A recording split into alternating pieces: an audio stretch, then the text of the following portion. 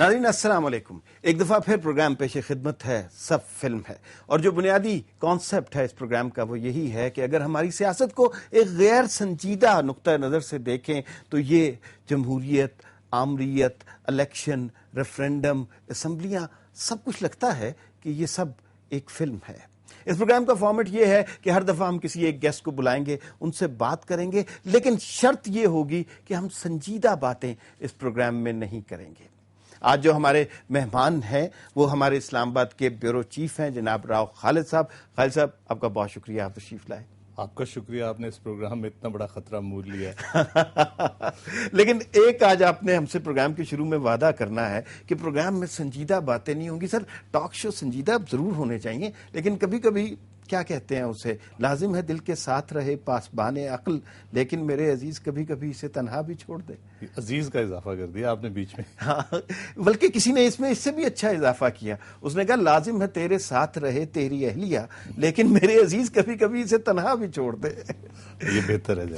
آپ نے بہت سنجیدہ رپورٹنگ کی، بہت ہی سنجیدہ مراحل پر نشیب و فراز دیکھے، اور سیاست میں بہت سارے اتار چڑھاؤ دیکھے، لیکن آپ کی صحافتی زندگی کا سب سے دلچسپ سیاسی واقعہ کون سا تھا؟ ایک دفعہ 92 کی بات ہے، no confidence motion Punjab government کے خلاف غلام حیدر وانی صاحب تھے، ان کے خلاف چلانے کی کوشش کی گئی. تو وہ جیسے ایک طریقہ کار ہوتا ہے، کبھی چھنگا مانگا لے جاتے ہیں، کبھی سوات لے جاتے ہیں، کبھی گلگت لے جاتے ہیں لوگوں کو اٹھا کے، تو وہ میریٹ میں لے کے آ گئے. تو یہاں پہ ایک اجتماع ایم پی ایز کا کافی 128 کے قریب تھے، ان کا اجتماع تھا. تو وہ بیچارے سارا دن بیٹھتے تھے، لابی میں بیٹھ گئے، نیچے بیٹھ گئے، ان کو جانے نہیں دیتے تھے، آنے نہیں دیتے تھے. تو رات کو ہم دوستوں کی بھی وہاں سیٹنگ ہوتی تھی.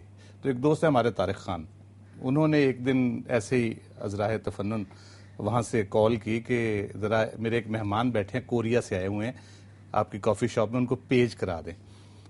تو انہوں نے کہا جی نام بتائیے. انہوں نے کہا ان کا نام ہے ایم پی اے لوٹائی. ایم پی اے لوٹائی. تو وہ انہوں نے بڑے سے کاغذ پہ لکھ کے، وہ بیل لے کے وہ ویٹر آتا ہے پیج کرتا ہے.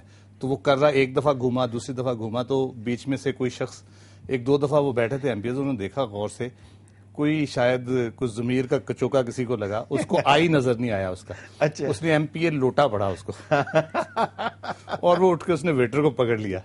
اس نے کہا تمہاری جرت کیسے ہوئی، تم نے ہماری تضحیق کی ہے یہ. تو اچھا خاصا ہنگامہ کھڑا ہو گیا وہاں پہ. تو اس قسم کے. اچھا، میں آپ کو ایک واقعہ اسی حوالے سے شیئر کروں. یہ جب نظر بند تھے بہت سارے ایم پی ایز، اور وہ خرید و فروخت کا سلسلہ جاری تھا، اور وہ بہت بور ہو گئے تھے، اور 7-8 دن شاید وہاں پہ قید رہے تھے. تو اب ان میں سے کسی نے ایک آئیڈیا دیا کہ چلو کچھ انٹرٹینمنٹ کے لیے مزاحیہ مشاعرہ کرتے ہیں. میرے والد انور مسعود صاحب کو انہوں نے انوائٹ کیا، دل بہلانے کے لیے. ہاں، ان کا دل بہلانے کے لیے. اچھا، اتفاق سے انہوں نے جو شعر پڑھا، اب امیجن کیجئے اس صورتحال میں جو فروخت کے منتظر تقریباً 150 کے قریب ارکان تھے، اور 200-250 ویسے سامعین جمع ہو گئے. تو انہوں نے جو شعر پڑھا وہ ویسے آج تک ان لوگوں کو یاد ہوگا. وہ شعر تھا کہ جمہوریت ایک طرز حکومت ہے کہ جس میں گھوڑوں کی طرح بکتے ہیں انسان وغیرہ. اور اس پہ 150 خوب ہے. ہاں، 150 لوگوں کی طرف سے سناٹا تھا، لیکن 250 لوگوں کی طرف سے اتنا کلیپ تھا کہ میرے خیال میں کچھ لوگوں نے فروخت کا ارادہ معطل کر دیا ہوگا. یقیناً وہ اس کے بعد تو بڑی بڑی کوششیں کاوشیں ہوتی رہیں، لیکن ظاہر ہے لوگ جیب بھر کے چلے جاتے تھے. کوئی آج تک نو کانفیڈنس موشن پاکستان میں کامیاب نہیں ہوئی.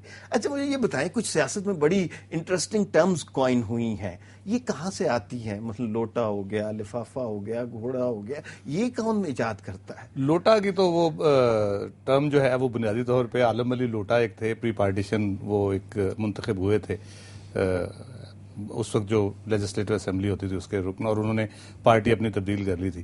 تو ان کو عالم علی لوٹا کے نام سے، بے پیندے کا لوٹا جو ایک ہے نا محاورہ، اس سے کہ وہ، لیکن یہ لوٹے کے لیے، اس لوٹے کے لیے ضروری ہے کہ اس کا پیندہ نہیں ہونا چاہیے. اچھا، انگریزی میں اس کو گھوڑا کہہ لیں، ہماری زبان میں اسے لوٹا کہہ لیں.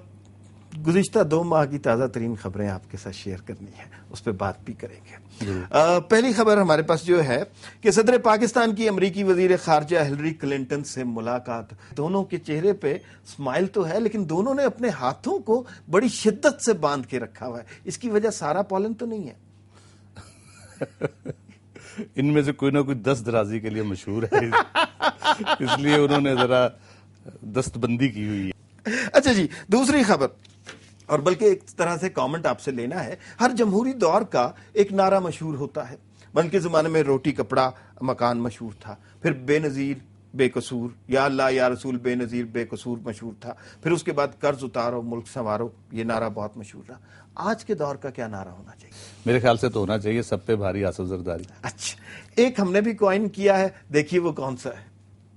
ایک تو نعرہ یہ بھی ہو سکتا ہے، کیونکہ جس طرح ہم امداد کے لیے تمام ملکوں میں پھر رہے ہیں تو ہمارا نعرہ اس دور کا یہی بنتا ہے، دے جا سخیہ راہ. میں نے جو آپ کو نعرہ بولا ہے آپ نے اس کو ذرا اپنے الفاظ میں بیان کیا. مجھے یہ بتائیں، راجہ پرویز اشرف آپ کی پسندیدہ شخصیت تو ہیں ہی، عوام کی طرف سے بھی انہیں جو محبت اور پذیرائی ملتی ہے وہ بھی بے مثال ہے.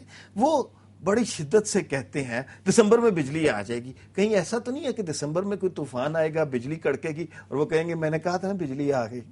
وہ دسمبر میں ہوں گے تو کوئی ان سے پوچھے گا نا کہ آپ نے کہا تھا، وعدہ پورا کیا کریں. اب ہم نے سوچا کہ جس طرح وہ ہر 2 مہینے کے بعد کہتے ہیں کہ 2 مہینے بعد بجلی آ جائے گی، تو ایک چھوٹی سی چیز آپ کو دکھاتے ہیں اور دیکھتے ہیں کہ اب وہ کچھ عرصے کے بعد کیا کہیں گے. آئیے جی.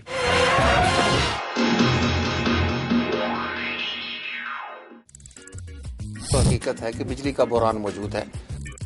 تو یہ جو وقتی مشکلات میں اضافہ ہوا یہ ٹھیک ہو جائے گا، اور انشاءاللہ دیکھیں گے کہ جو دسمبر کی طرف ہم بڑھیں گے یہ مسئلہ حل ہوتا چلا جائے گا، اور دسمبر میں ہمارے پاس پوری بجلی ہوگی.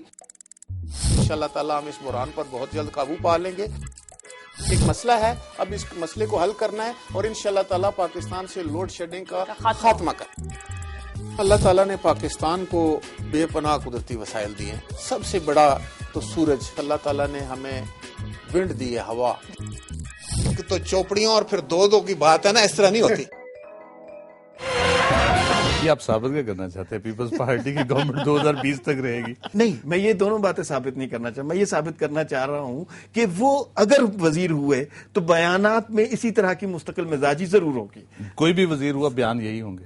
اچھا جی، ایک چیز ہم آپ کو دکھاتے ہیں. بلاول بھٹو زرداری کی 21ویں سالگرہ منائی گئی اور اس پہ جس طرح کیک کھایا گیا اس کی وجوہات کیا ہو سکتی ہیں، دیکھتے ہیں. میرا خیال ہے یہ چینی کا بحران بنیادی وجہ سارے ہنگامے کی، ادروائز تو خاصا اچھا فنکشن لگ رہا تھا بظاہر. ہاں، ایک اور خبر ہے کہ امریکہ میں پاکستانی وزیر داخلہ رحمان ملک کی گاڑی کو پولیس نے روک لیا اور ان کا چالان کر دیا، اور تعارف کرانے کے باوجود وہ چالان برقرار رہا. اس کی کیا وجہ ہو سکتی ہے؟ یہ مجھے تصویر دیکھ کے تو لگ رہا ہے انہوں نے خود کہہ کے چالان کروائے. میرے خیال میں ہوا یہ ہوگا کہ پولیس والے نے پہلے شاید چھوڑ دینا انہیں. جب انہوں نے کہا کہ نہیں میں رحمان ملک ہوں، تب انہوں نے کہا نہیں ہے پھر تو آپ کا چلان ضرور ہوگا. ایک اور خبر، جب بھی خدا نخواستہ کوئی دھماکہ ہوتا ہے، بہت ٹریجک بات ہے، افسوس کی بات ہے، تو اس کے بعد مذمتی بیانات کا ایک طویل سلسلہ ہو جاتا ہے. اس میں انٹرسٹنگ سچویشن یہ پیدا ہوتی ہے کہ بجائے کہ ان دھماکے سے جو لوگ افراد متاثر ہوئے ان کی بھلائی کی جائے یا ان کی فلاح و بہبود کے بارے میں سوچا جائے، سیاست دان زیادہ تر اس بات میں دلچسپی رکھتے ہیں کہ ان کے نام سے مذمت کا بیان چل جائے. یہ بات درست ہے، 100% درست ہے، اور بہت بھگتنا پڑتا ہے. کئی تو ایسے مہربان بھی ہے جو کہتے ہیں کہ جی جب دھماکہ ہوا کرے تو خود ہی بیان چلا دیا کرے. یہ واقعی صحیح بات ہے. ہم نہیں، وہ کہتے ہیں کہ ہمیں یاد رکھا کرے پلیز، جب دھماکہ ہونا ہمیں ضرور یاد رکھیں، ہمارا بیان ضرور چلنا چاہیے اس پہ. تو وہ یہی ہوتا ہے. اچھا، اسی حوالے سے ہم نے ایک چھوٹا سا پیکج بنایا، وہ آپ کو دکھاتے ہیں.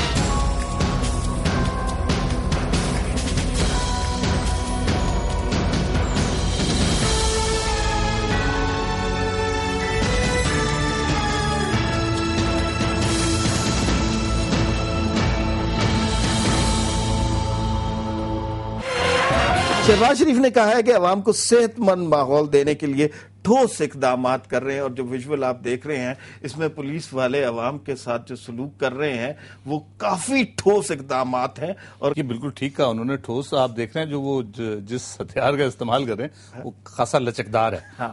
اس کو ذرا سالڈ کرنا چاہتے ہوں گے، وہ ٹھوس دھات سے بنایا جائے. میرا خیال ہے یہ چمڑے کا بنا ہوا لگ رہا ہے. بالکل صحیح ہے. اچھا، مجھے یہ بتائیں کہ ضمنی انتخابات میں اگر نواز شریف کے مقابلے میں کچھ لوگ آئیں تو کچھ سجیشنز ہمارے سامنے ہیں کہ کون کون لوگ آ سکتے ہیں. کچھ نام ہم نے سجیسٹ کیا، آپ بھی سجیسٹ کریں.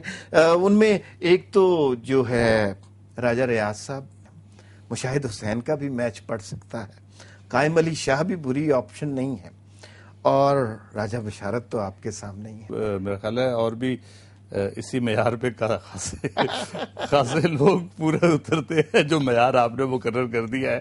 اچھا، سوالات کا سلسلہ، گفتگو کا سلسلہ جاری رہے گا. ملتے ہیں ایک بریک کے بعد.